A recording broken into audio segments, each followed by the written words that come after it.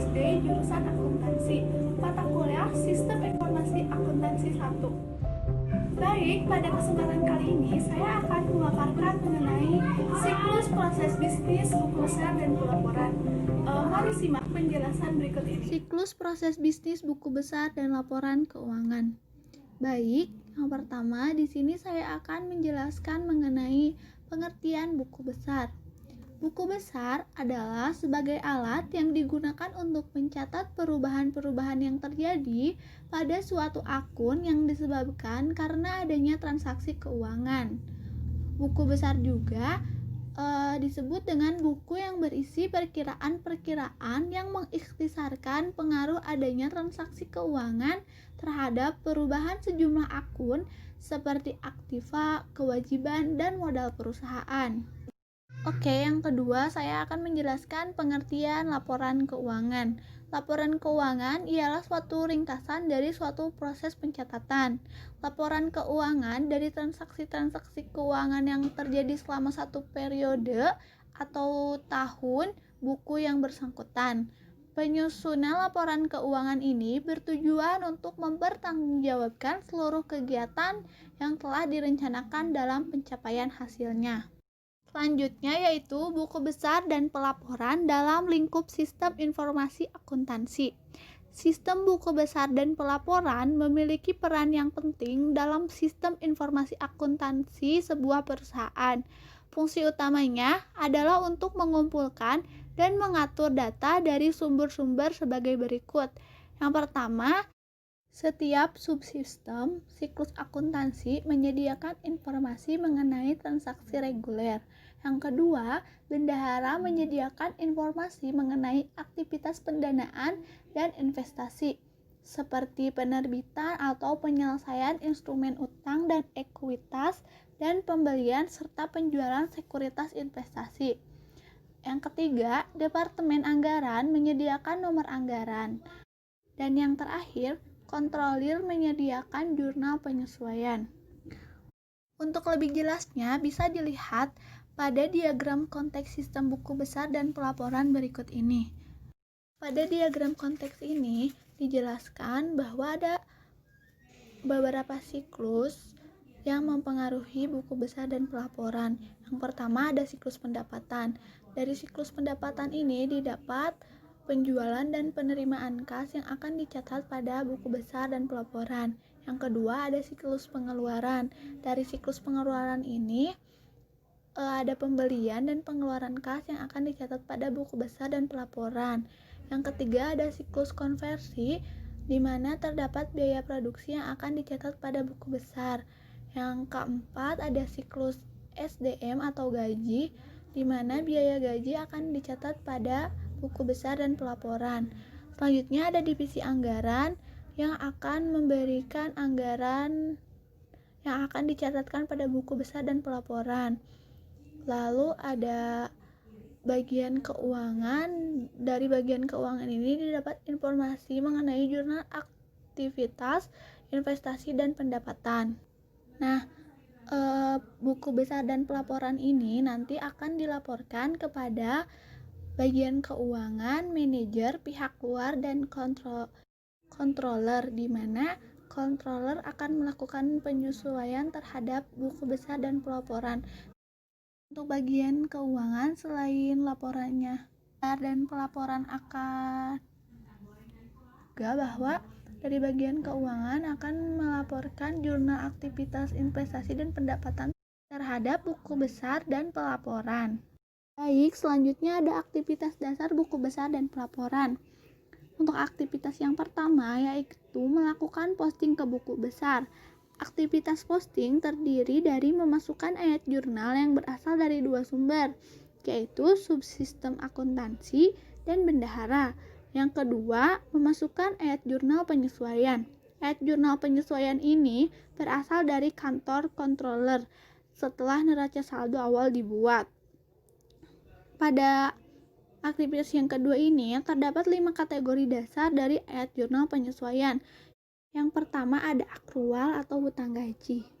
Kedua ada pembayaran di muka seperti sewa, bunga, dan asuransi. Yang ketiga ada perkiraan atau penyusutan. Yang keempat ada penilaian kembali seperti perubahan dalam metode yang digunakan untuk menilai persediaan. Dan yang terakhir ada perbaikan atau koreksi. Selanjutnya untuk aktivitas yang ketiga ada membuat laporan keuangan. Di laporan keuangan ini terdapat 3 kategori, yaitu laporan laba rugi yang dibuat pertama, yang kedua ada neraca saldo dibuat setelah laporan laba rugi, dan yang terakhir ada laporan arus kas. Untuk aktivitas yang keempat adalah membuat laporan manajerial. Dalam pembuatan laporan manajerial terdapat 2 kategori utama dari laporan ini. Yang pertama ada laporan pengendalian buku besar. Contohnya dari laporan pengendalian adalah daftar voucher jurnal berdasarkan urutan nomor akun atau tanggal. Yang kedua contohnya ada daftar saldo akun buku besar. Untuk kategori yang kedua yaitu anggaran. Contoh anggaran ada anggaran operasional dan anggaran pengeluaran modal. Dari 4 aktivitas tersebut terdapat beberapa ancaman dan pengendalian. Yang pertama, aktivitas memperbarui buku besar. Ancamannya adalah terdapat kesalahan-kesalahan. Proses pengendalian yang dapat diterapkan yaitu pengendalian input dan pemrosesan, laporan rekonsiliasi, dan pengendalian jejak audit. Yang kedua, ada aktivitas akses ke buku besar. Terdapat ancaman yaitu kehilangan data rahasia dan atau penyembunyian pencurian. Prosedur pengendaliannya yaitu pengendalian akses dan jejak audit. Yang ketiga ada aktivitas kehilangan atau kehancuran buku besar. Ancamannya yaitu kehilangan data dan aset. Untuk pengendaliannya sendiri yaitu prosedur pembuatan cadangan dan pemulihan dari bencana. Dari ancaman dan pengendalian tersebut, adapun tujuan dari pengendalian dalam sistem buku besar dan pelaporan. Yang pertama, ada pembaruan ke buku besar diotorisasi dengan benar. Yang kedua, semua transaksi buku besar yang dicatat valid. Yang ketiga, semua transaksi buku besar yang valid dan diotorisasi telah dicatat. Yang keempat, semua transaksi buku besar dicatat secara akurat. Yang kelima, data buku besar dijaga dari kehilangan atau pencurian. Dan yang terakhir, aktivitas sistem buku besar dilakukan secara efisien dan efektif. Nah, setelah kita membahas ancaman dan pengendaliannya, di sini terdapat satu kasus mengenai buku besar dan pelaporan, yaitu kasus dari Alpha Omega Electronic. Alpha Omega Electronic, Linda Spurgeon, sebagai presiden dan CEO dari Alpha Omega Electronic atau disingkat AOE, tidak puas dengan kemampuan pelaporan sistem perencanaan sumber daya perusahaan baru atau ERP AOE. Meskipun proses penutupan bulanan sekarang membutuhkan kurang dari 2 hari, sistem ini hanya menyediakan manajemen dengan informasi yang tepat waktu. Dan juga tim setuju untuk meneliti balance scorecard dan menyelidiki bagaimana sistem ERP baru yang dapat dikonfigurasikan. Nah, dari kasus tersebut disebutkan bahwa Linda sebagai presiden dan CEO dari Alpha Omega tidak puas dengan kemampuan pelaporan sistem perencanaan sumber daya perusahaan baru, maka akan dilakukan perubahan. Nah, untuk saran dan masukannya, sebelum dilakukan perubahan, sebaiknya dilakukan pengumpulan data-data terperinci mengenai sistem yang akan diubah, agar perubahan yang dilakukan tidak mengacaukan sistem yang lain, ataupun perubahan yang dilakukan tersebut tidak menimbulkan ancaman-ancaman seperti yang telah disebutkan tadi di atas. Kesimpulannya, sistem buku besar merupakan suatu pusat yang terhubung ke sistem-sistem lainnya dalam perusahaan melalui arus informasi. Dalam siklus ini terjadi 4 aktivitas. Yang pertama ada aktivitas posting ke buku besar. Pada aktivitas ini terdiri dari memasukkan ayat jurnal yang berasal dari 2 sumber subsistem akuntansi dan bendahara. Yang kedua ada aktivitas memasukkan berbagai ayat jurnal penyesuaian atau AJP. AJP berasal dari kantor controller serta neraca saldo yang telah dibuat. Yang ketiga, ada aktivitas membuat laporan-laporan keuangan.